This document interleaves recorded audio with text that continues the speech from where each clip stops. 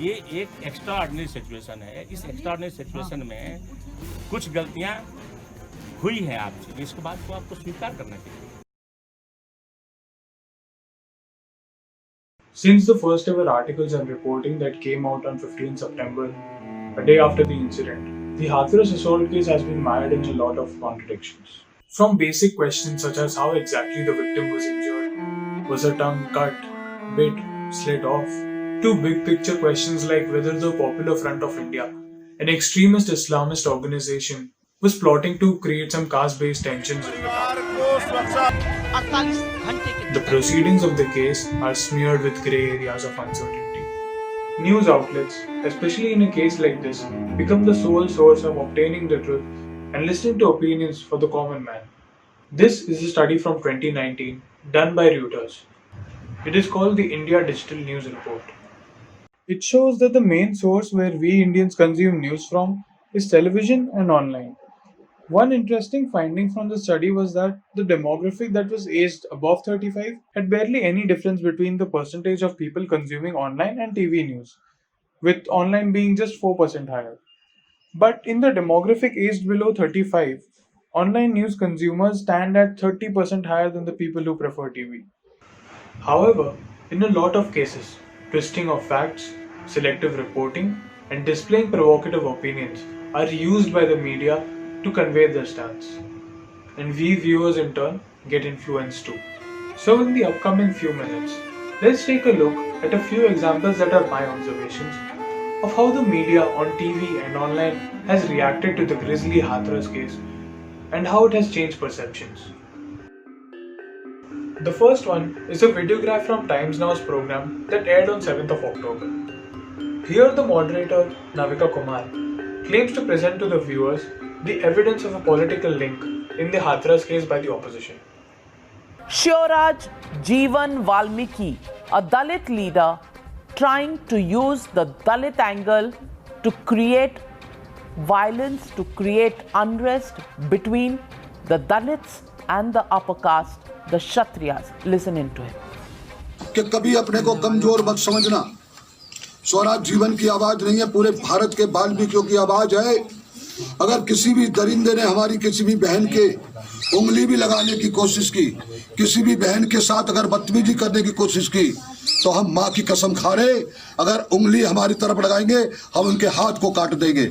ऐसे दरिंदों को, ऐसे शैतानों को जिन्होंने मानवता का हनन किया है, जिनसे मानवता भी शर्मसार होती है। Shivraj Jeevan does say that he is speaking on behalf of the entire Valmiki caste, and very wrongly also aggressively speaks about violence. But he never says that as specifically directed towards the upper castes. He mentions monsters rather than saying Kshatriyas or mentioning upper castes, which is something that Navika Kumar claims. The video gets cut right after he mentions the chopping of hands, which registers the violence in the viewer's head, but it does not really confirm the journalist's claims. This leaves the statements made by Shivraj Jeevan open-ended. That gap is filled subconsciously in the viewer's head by her claims that she made before playing the video, which is that he incited it against the upper castes.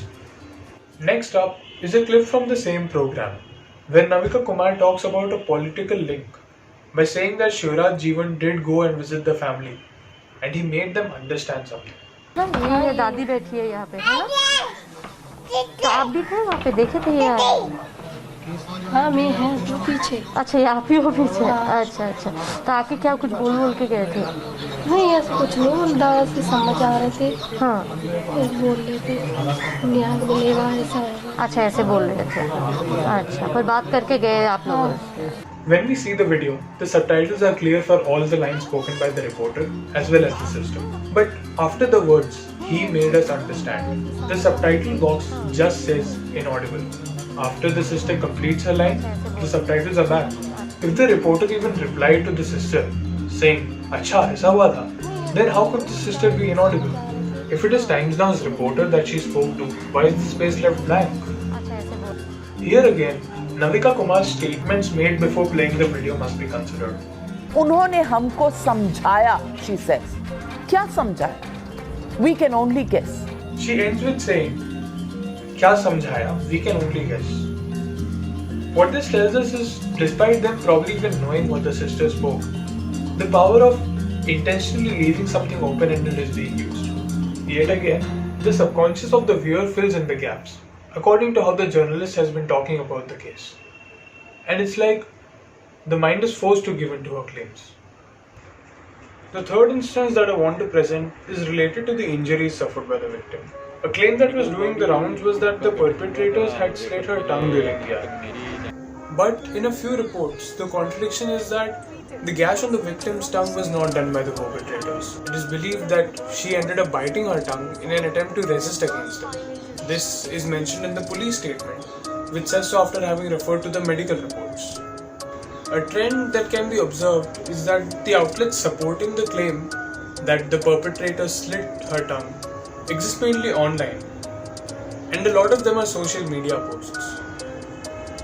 While the news outlets that go against these claims are the more mainstream ones, one of the sides is twisting or misreporting the facts. And in the online space, the consequences of doing so are comparatively minimal. If the Reuters report is to be believed, then this difference in facts is potentially also creating a sort of divide between how two demographics, one above the age of 35 and one below the age of 35, see two contradicting versions of the same incident as their own truth. Instance number 4. There was a report by Op India which aimed to accumulate various information into a comprehensive timeline of the incident. In its timeline was the mention of Tanushri Pandey, a reporter from India Today, who was one of the first people to have reported on the cremation with on-ground videos.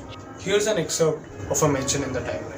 Tanushri Pandey was telling Sandeep, the brother of the victim, that she has heard of accusations against the family in the killing of their daughter. Op India rubbishes these claims as false and accuses her of peddling a particular political agenda. There was also a tweet almost towards the end of the article. In the write-up, it was preceded by this as the heading. It talks about a few villagers who have been claiming that the brother and the mother of the victim are the actual perpetrators. And here is the content of the tweet. नमस्कार, मैं दीपक शर्मा। बूलगढ़ी गांव के मेरे साथ एक व्यक्ति मौजूद हैं जिनका कहना है कि वो गांव से हैं और उस दिन गांव में मौजूद थे और कुछ कहना चाहते हैं। ये बताइए, जिस समय लड़की उस खेत में तड़प रही थी, भाई उसकी मार पीट करके और माँ वहीं पर लवकुश की माँ आई। लड़की को किसने पीटा? माँ ने और भाई ने मारा। किसने मारा? माँ भाई ने मारा था। लेकिन वहाँ तो माँ तो अब कह रही है कि उन लड़कों ने मारा। लड़का नहीं, वहाँ पे कहीं नहीं लड़का, बताओ झूठ है।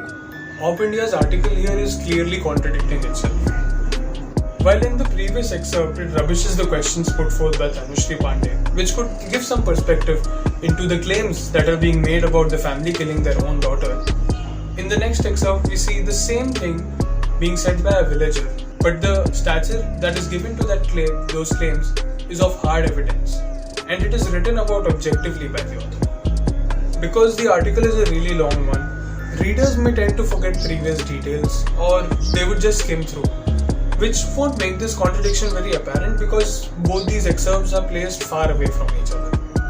Even if one of the excerpts sticks to the reader's head, Op India would be able to convey its stance, either by rubbishing India Today or by bringing forth allegations that are being made towards the family of the victim. Instance number 5. A lot of media outlets are reporting of police cover-ups and intentional ignorance. While doing the research for this video, I came across an article, an interview with the CMO of Jawaharlal Nehru Medical College in Aligarh that was published in the National Herald. Here's an excerpt of the interview. When asked by the interviewer about how the UP police is ruling out rape, when the reports have signs of force and coercion, Dr. M.A. Malik said that according to the protocol of the Health Ministry, the doctor that prepares the report must not conclude whether rape took place or not when communicating it to the police.